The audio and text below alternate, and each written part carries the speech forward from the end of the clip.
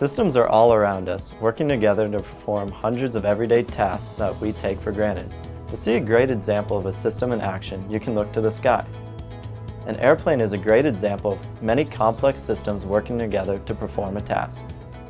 When an airplane takes off, a variety of technical components must work together flawlessly to get it into the air. As the pilot pulls the throttle, the engine thrust increases, and the wings begin to generate lift. The throttle, the engine, and the wings of the aircraft are all parts of a complex system that must work together during takeoff.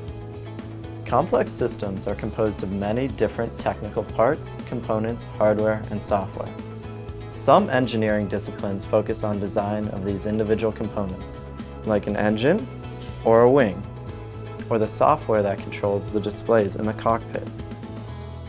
Systems design and integration, however, focuses on how these technical components come together into one working system.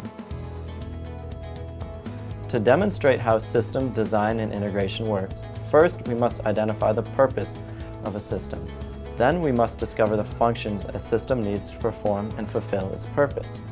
Finally, we identify the components that can perform these functions. For example, what is the purpose of a commercial airline?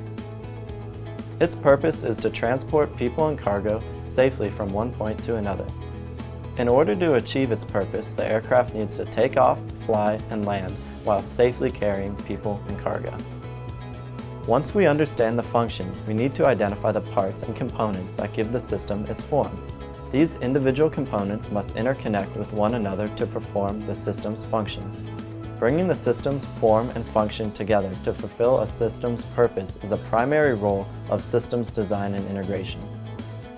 This involves studying the entire system as a whole for its purpose, form, and function, and understanding the effect of different choices.